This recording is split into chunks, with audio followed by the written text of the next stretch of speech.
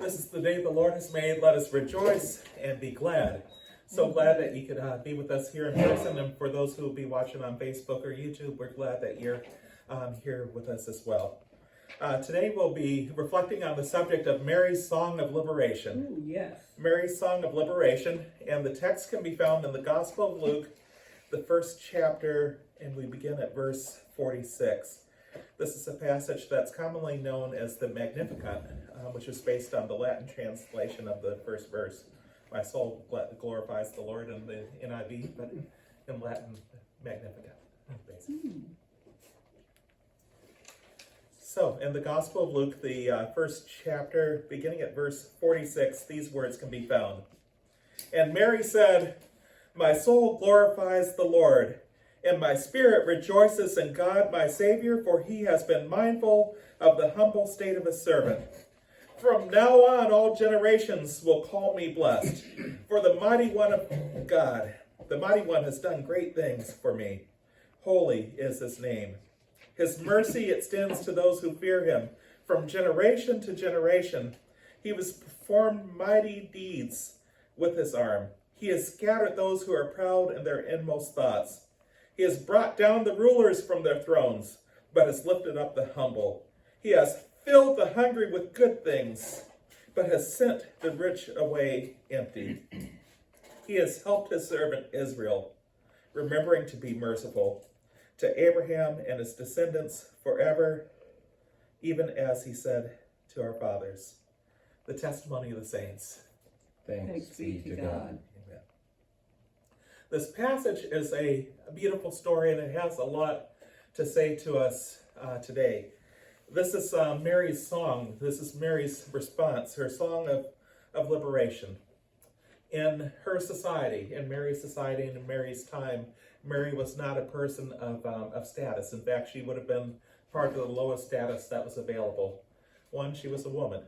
And in the ancient world, women didn't have the same kind of rights, privileges, or status. In many cases, women were almost like property or cattle in terms of the way they were viewed and placed in the society in that time and place. Next, she was young.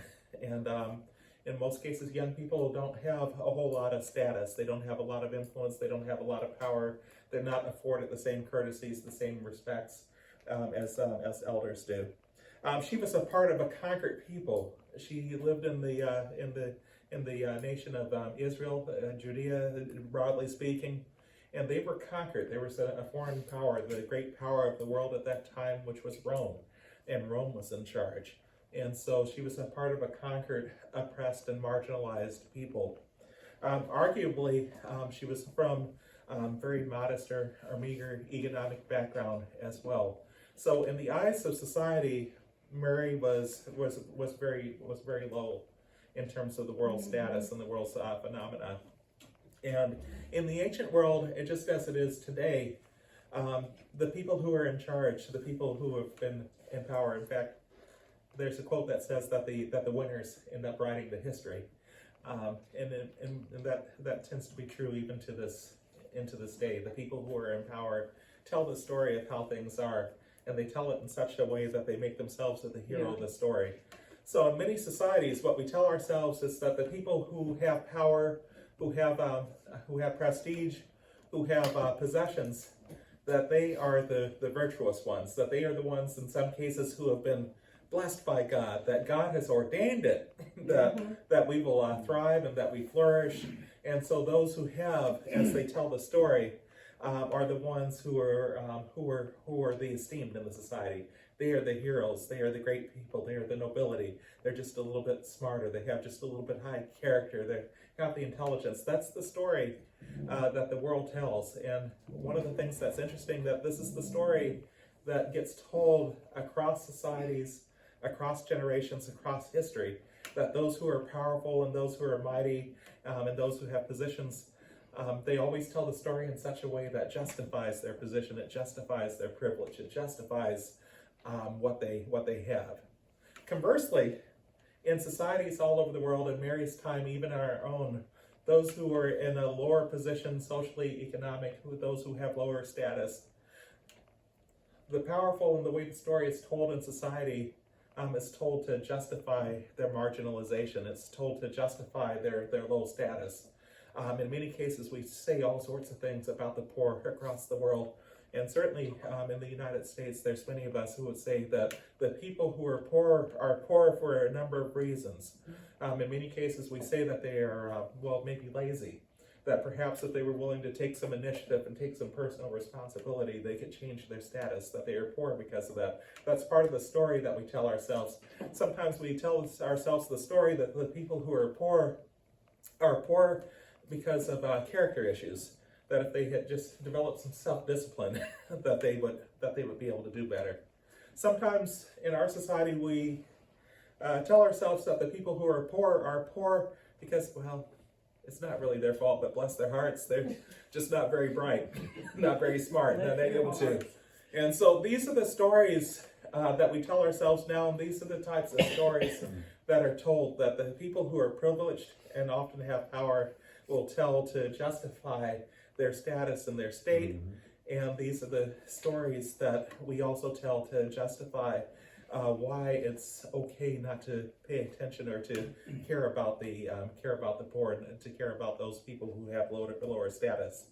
I remember studying in the history of ancient China, the little bit of study that I did. There was a phrase that I won't try and say because I don't remember it, but it translated to mandate of heaven. That the whole idea is that the emperor ruled because God had given him the mandate of heaven to be the ruler. In American history, there was at one point where we actually had manifest destiny, that all that land that didn't belong to us, surely God intended us to have it. And that's part of the way, the stories that we tell ourselves, that's part of the history that we tell ourselves, and that is part of the way the story is told. But in Mary's song of liberation, the Magnificat, the song that she said is that God has a different vision, and God says something different about our status, in our status of society in the world as God perceives it and God desires it. His mercy extends to those who fear him from generation to generation. He has performed mighty deeds with his arm. He has scattered those who are proud in their inmost thoughts. Now, this is a caution to those of us because, all of us want to be Mary. We all want to kind of take the place of Mary or maybe Joseph in the story. But, the thing is, we're not all Mary and Joseph in real life in the story.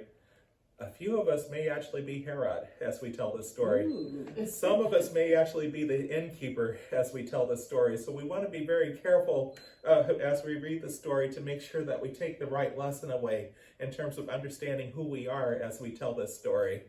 But what the story is saying, that for the Marys of this world, for the people who are marginalized, for the people who are downtrodden, for those that we look down on, that God sees them differently. God, if we're a part of that group, sees us differently. Just be careful, don't put ourselves in that group if that's not where we are. But God sees the plight of the marginalized and those with low status differently. It says, in Mary's song of liberation says that God has performed mighty deeds with his arm and scattered those who are proud in their inmost thoughts. We need to be careful about the thoughts that we tell ourselves, particularly those of us who maybe have a little bit more than many of us. For those who are watching in person, that's probably almost all of us. We all have more than many people in the world in terms of the things that we have access to, the experiences that we've had, the opportunities that are available to us. Mm-hmm. Oh, there's a part of us that can be very proud of who we are, and I think there's, it's one thing to really be appreciative and grateful of where we are. I believe that that's appropriate. There's even one thing to celebrate and rejoice in where we are. Mm-hmm. But I believe in this passage when it's talking about pride, there's a certain type of smugness that this passage is talking about. There's a certain type of patting ourselves on the back that this passage is talking about. There's a certain type of self-exaltment that takes place as we exalt ourselves and say, look what I have done. Look what I've earned. Look what I've accomplished. Look what I've built. Man, I'm not like all those other people who stayed down there on the bottom. I've climbed all the way up to the top of this mountain. Look at what I've done. And this passage is saying that God scatters those who have that type of pride. He brought down the rulers from their thrones, but has lifted up the humble. He has filled the hungry with good things, but sent the rich away empty. This is Mary telling her own story. Mary, as the world told the story, didn't get to be the hero of the story. As the world tells the story, there's a lot of us who don't get to be the hero of the story as the story is told. But God is actually speaking to us, and God is giving us a whole different interpretation of history. I believe our own interpretation and also our collective interpretation. And in God's story, we matter. That's right. In God's story, we matter. So as this story is told, as the Christmas story is told, one of the things that's powerful that I believe speaks across the generations is that as this story is told and constructed, as we pass it down, we see that God has elevated one of the humblest people available, one of the people with the lowest status in her society, and has elevated her to the place that her name has actually been known through the generations. Yes. There were emperors of Rome that, unless you're like a Latin geek, like I might have been, you don't know their names anymore. You don't know what they did. But we remember Mary. Yes, we do. And we remember what she did. And we remember what she had. Mary sang a great song of liberation. Yes. And I believe that is what God is doing in our lives. Now, some of us may not be economically constrained or have that kind of deprivation or oppression in our lives. Some of us may. But some of us may need liberation in different areas. Perhaps it might be emotionally, perhaps it might be spiritually, perhaps it might be because of our living situation, our family situation, where we find ourselves.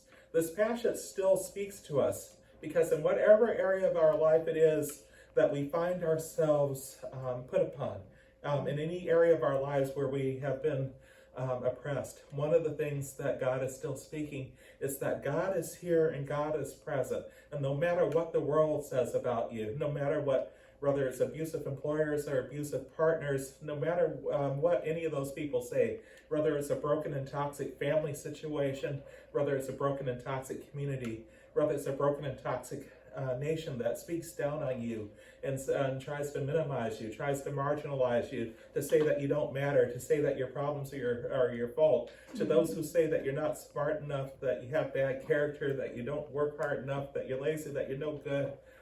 God has given us a different lesson, and God is telling a different story. Amen. God is telling a different story, that God is telling us that we matter, that we care. Amen. And that in God's eyes, our status is not lower than. We are not less than. None of us are less than. Amen. And in fact, with God moving in our lives, with God working in our lives, God is able to elevate us and to give us victory. Many of the old timers that I grew up with, when they preached, they would always, at the end of the sermon, get to the death, burial, and resurrection. Mm-hmm. And so in honor of that, I'm going to do that with this sermon as well. Because when we think about the whole story of Christmas and the story of Jesus' life, part of what this is saying is that God can elevate and elevates those who have been crucified on the crosses of this world. So Jesus was crucified and put in the grave. But the same power that raised Jesus from the grave is alive and available in us today. Amen. And that same power can raise us up and give us victory over our situations and all of our circumstances. Our circumstances do not have the final word over who we are and what we will accomplish or what our lives mean. Our bosses don't have the final word. Our families don't have a word. The rulers, the people in Washington, D.C. do not have the final word. Mm-hmm. The folks in Brussels do not have the final word. Right. The folks in the capitals all around the world do not have the final word. Not even in Mississippi. Not even in Mississippi. God has the final word. And so all of us can join in singing the song, of liberation that Mary sung. But just be careful in case we're actually Herod or the innkeeper. Peace be with you. Amen.